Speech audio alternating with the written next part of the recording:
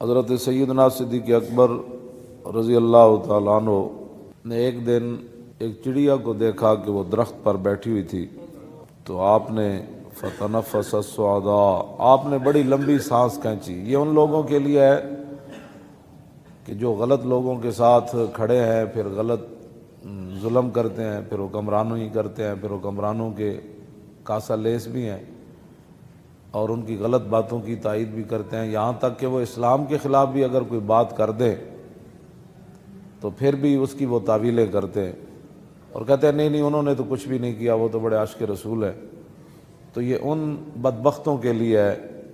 کہ افضل الخلق بعد الرسل ہوں اور اسلام قیامت تک ان کا مکروز ہو، اور ان کی غار والی ایک نیکی جو حضور کی ناموس کے لیے انہوں نے کی، اور دن والی ایک نیکی جو مرتدین اور ختم نبوت کے منکرین کے خلاف جو آپ نے لشکر بھیجا، تو حضرت فاروق اعظم رضی اللہ تعالیٰ عنہ فرمایا کرتے تھے کہ صدیق دن والی نیکی دے دے، رات والی نیکی دے دے تو عمر کی ساری نیکیاں لے لے۔ اور جن کے بارے میں نبی علیہ الصلوۃ والسلام نے فرمایا کہ اللہ رب العالمین عرش پر ناپسند کرتا ہے کہ زمین کے اندر صدیق سے کوئی غلطی ہو جائے۔ اور صحابہ اکرام فرماتے ہیں کہ جیسے نبی علیہ الصلوۃ والسلام جب ظاہری دنیا سے تشریف لے گئے نا، تو اس وقت مدینہ پاک میں جو گہرام مچا، تو جب سیدنا صدیق اکبر دنیا سے تشریف لے گئے تو مدینہ منورہ میں اسی طرح کا گہرام مچا۔ اور عبداللہ بن مسعود فرماتے ہیں کہ اگر نبی علیہ السلام کی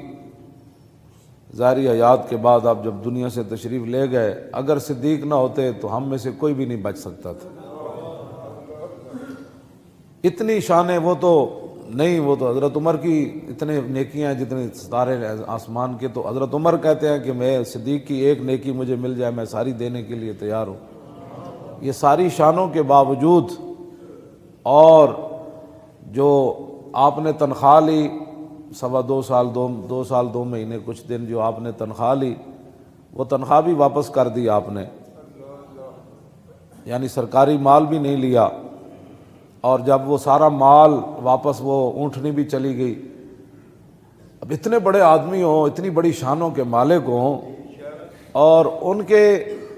جو ہے وہ یہ بھی میرے سامنے پڑا ہے، امام عبدالرؤف مناوی نے لکھا کہ آپ کا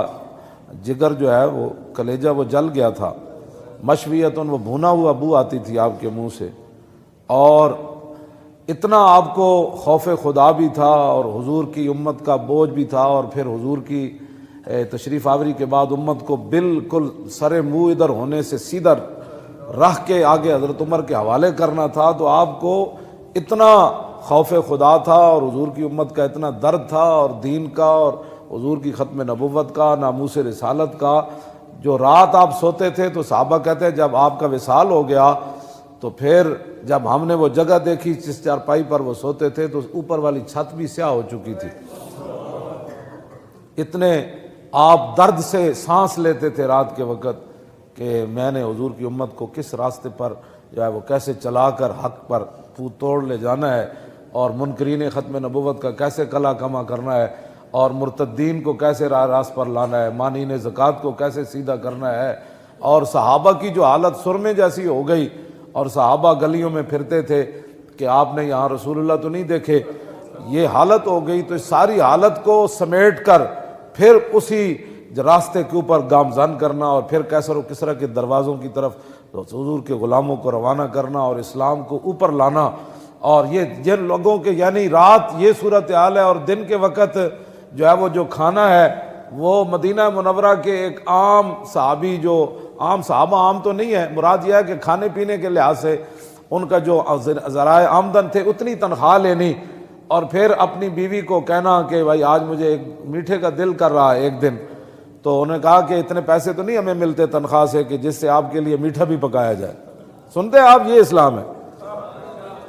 جن کے وزیر اعظم اس کا ایک دن کا خرچہ 50 لاکھ ہو، یہ وہاں سونے کے کشتے کھاتے ہیں۔ فتنفس الصعداء فطوبى لك یا طیرو تاکل الثمرہ وتستظل بالشجر وتسیر الی غیر حساب یا لیت ابا بکر مثلو کا۔ آپ نے ویکھا نا چڑیا درختوں تے بیٹھی ہوئی تھی، آپ نے لمبی سانس کھینچی، اتنی شانہ دے مالک وہ تو بیان ہی نہیں نہ ہو سکتی ہے، میں ویسے تو چار گلاں تہاڈے نال کیتیاں۔ آپ نے لمبی سانس کھینچی تو آپ نے فرمایا طوبیٰ لکا یا طیرو، فرماؤ پرندہ او چڑیا او کبوتر تیری کیا ہی بات ہے، تو کتنی خوش نصیب ہے۔ تاکل الثمرہ وتستظل بالشجر، فرمایا تو درخت دے پھل کھاندا اور درخت دی چھاواں تے رہنا، وتسیر الی غیر حساب، تو قیامت والے دن تیرے کو حساب بھی نہیں ہونا۔ تے صدیق دا کی بنے گا قیامت والے دن، انہوں تو رب دے سامنے حساب دینا پینا ہے۔ تے آپ لمبی سانس کھینچی جس طرح بندہ، دسو اتنی شانہ دے مالک ہومن تے خوف خدا اتنا ہوئے تے پورے ملک نو لٹن والے، مسیتاں تو سپیکر لان والے، ممتاز نو پھٹے لان والے، ختم نبوت تے حملہ کرن والے، مندراں تے گھنٹے کھڑکان والے، اور تھر دے بچیاں نو دوائیاں نہ دین والے